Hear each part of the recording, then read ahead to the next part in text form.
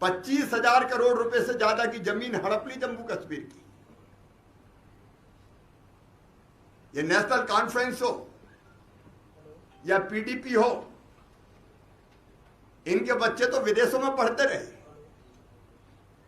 ये कश्मीरी बेटा बेटियों के हाथ में पत्थर थमाते रहे। इन्होंने विलासितापूर्ण जीवन जिया, कश्मीर को लूटने की आजादी इनको थी, और जम्मू और कश्मीर को अंधेरे में धकेल दिया। आज ये सब इकट्ठे होकर देशद्रोह की भाषा बोल रहे हैं, और कांग्रेस भी इनके साथ शामिल है, इनके साथ खड़ी हुई है।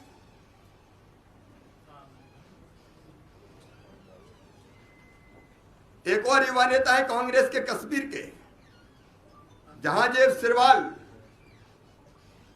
उनने विवादित बयान दिया कि अमेरिकी राष्ट्रपति चुनाव में जीत हासिल करने वाले जो बाइडेन से आर्टिकल 370 को लागू करवाएंगे। कांग्रेस बताए कि कुछ और सुनना बाकी रह गया है, और फारूक अब्दुल्ला ने देश विरोधी बयान को पहली बार नहीं दिया है। कई बार राष्ट्र के खिलाफ बोले, भारत के खिलाफ बोले, हमारे देश के खिलाफ बोले। आतंकी मकबूल भट्ट से उनके रिश्ते से सब परिचित है। कांग्रेस का ये सफाई देना कि गुपकार डिक्लेरेशन का हिस्सा नहीं है, बेतुका और तथ्यों से परे है। कांग्रेस गुपकार डिक्लेरेशन का हिस्सा तब भी थी, अब भी है, और ये उनके कश्मीर के नेताओं के बयानों से स्पष्ट हो रहा है। कांग्रेस गुपकार डिक्लेरेशन के साथ मिलकर चुनाव भी लड़ रही है, जो जिला विकास परिषद के चुनाव हो रहे हैं। वास्तव में कांग्रेस हमेशा से इन देशद्रोही ताकतों का साथ देती रही है। यहां तक कि पी चिदम्बरम साहब खुलेआम कर रहे हैं, गुलाम नबी आजाद करें कि कश्मीर से धारा 370, कश्मीर में धारा 370 फिर से बहाल होनी चाहिए। 13 नवंबर को जम्मू कश्मीर प्रदेश कांग्रेस समिति ने गुपकार गठबंधन में शामिल होने की घोषणा की थी, और गुपकार में स्थित महबूबा मुफ्ती के फेयरव्यू आवास पर हुई गठबंधन की बैठक में कांग्रेस के 2 नेता भी शामिल हुए थे। महबूबा मुफ्ती के आवास के बाहर कांग्रेस के नेता गुलाम नबी मोगा ने संवाददाताओं से कहा था, हम गठबंधन के साथ हैं। यह पूछे जाने पर कि क्या गठबंधन के सदस्य दलों में कोई मतभेद है, मोंगा ने कहा था कोई असहमति नहीं और स्वस्थ चर्चा हुई है। जम्मू कश्मीर के पूर्व मुख्यमंत्री और नेशनल कांग्रेस के प्रमुख श्री फारूक अब्दुल्ला ने भी कहा था कि कांग्रेस गुपकार घोषणा पत्र गठबंधन का हिस्सा है। फारूक साहब ने कहा था कि जिला विकास परिषद के चुनाव हम साथ मिलकर लड़ेंगे। अब्दुल्ला साहब का यह बयान कांग्रेस को उस फैसले के बाद आया है जिसमें पार्टी ने डीडीसी चुनाव में उम्मीदवार उतारने का ऐलान किया था, और गठबंधन के जो उम्मीदवार सामने आए उनमें से 3 कांग्रेस के।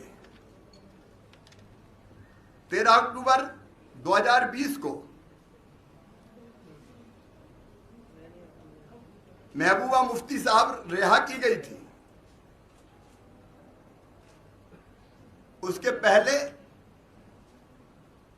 फारूक अब्दुल्ला और उमर अब्दुल्ला साहब, इनको रिहा किया गया था। अब हिरासत से रिहा होने के बाद, आजाद होने के बाद ये देश के खिलाफ विश्व भवन पर उतरे हुए हैं। मैं अब कांग्रेस से सवाल पूछना चाहता हूं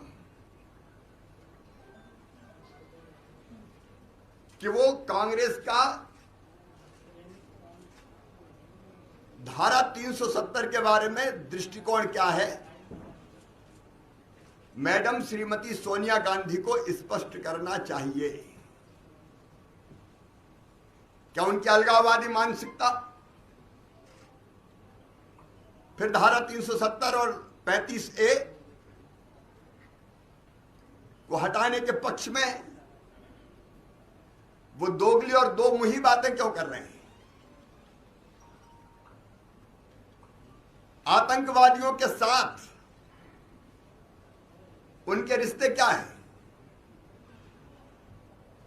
बटाला हाउस एनकाउंटर के बाद क्यों श्रीमती सोनिया गांधी रात भर आंसू बहाती रही?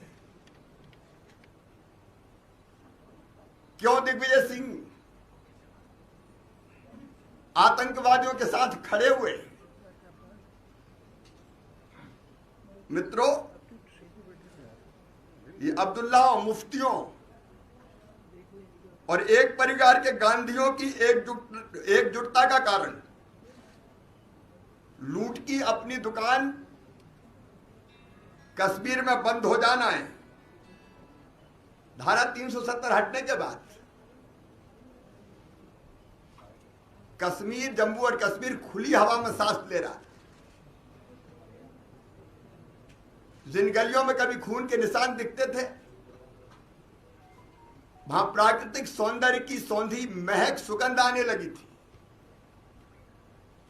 जम्मू और कश्मीर की जन्नत में फिर से जहर घोलने के प्रयास किए जा रहे हैं और उन प्रयासों में कांग्रेस साथ खड़ी हुई दिखाई दे रही है। और इसलिए कांग्रेस को अपने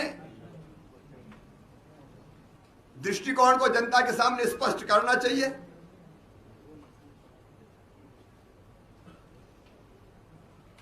क्या कांग्रेस गुफकार अलायंस के साथ खड़ी है? आज मैं मैडम श्रीमती सोनिया गांधी से ये पूछना चाहता हूं और देश भी ये जानना चाहता है, क्यों धारा 370 के विरोधी है? क्यों कश्मीर की फिजाओं में फिर से जहर घोल के आतंकवाद को बढ़ावा देना चाहते हैं?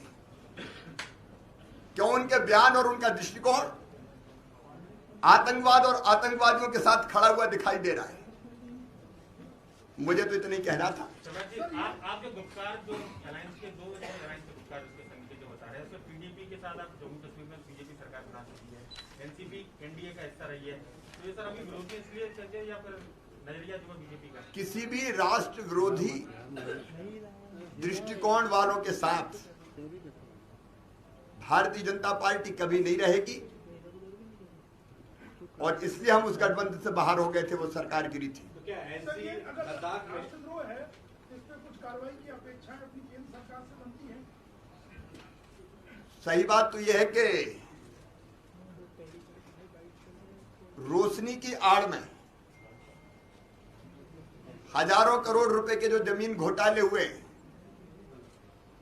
उसकी जांच अब सीबीआई कर रही है और जांच की आंच जब गुपकार अलायंस के लोगों के पास, नेताओं के पास आने लगी, तब उन्होंने बचने के लिए इस तरह के अलायंस बनाए और कोई भी देशद्रोही दृष्टिकोण हो देश कभी स्वीकार नहीं करेगा। शिवाजी, क्या ये जब वहां डीसीसी के चुनाव शुरू हुए तभी बीजेपी को समझ में आया कि सब हो रहा है? भारतीय जनता पार्टी तो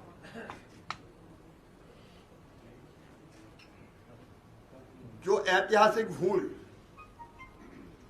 पंडित जवाहरलाल नेहरू जी ने की थी, हमने देश को वचन दिया था कि जब पूरी तरह से बहुमत में आएंगे 370 समाप्त करेंगे, 35A समाप्त करेंगे।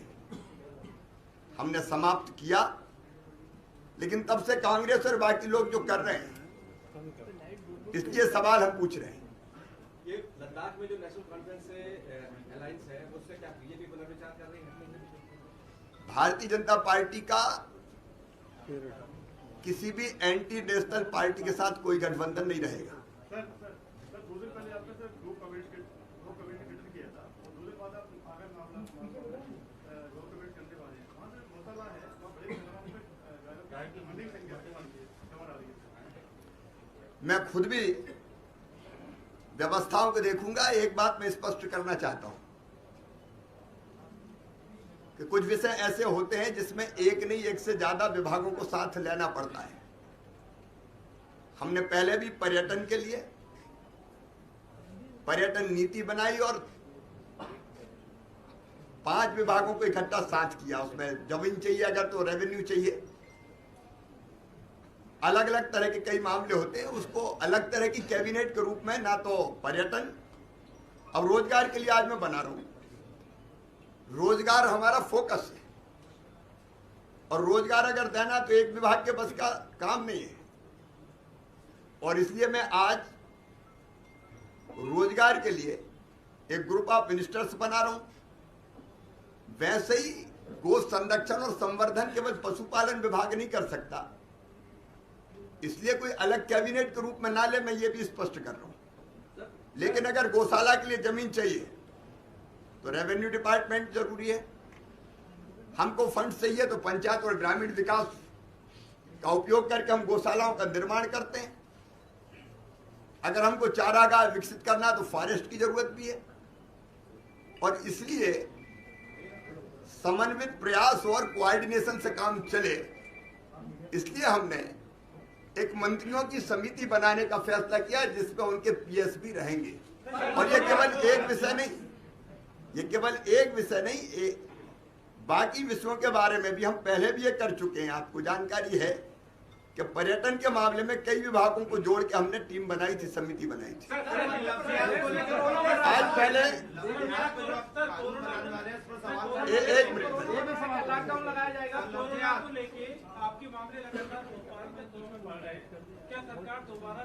आज मैं विस्तार से 3 बजे कोरोना की समीक्षा कर रहा हूं। कोरोना को रोकने के लिए जहां जो आवश्यक है वो उपाय किए जाएंगे। लेकिन आज की जो मेरी प्रेस कॉन्फ्रेंस थी उसका मूल विषय यही था। बाकी विषयों पर चर्चा के लिए मैं उपलब्ध रहूंगा। धन्यवाद।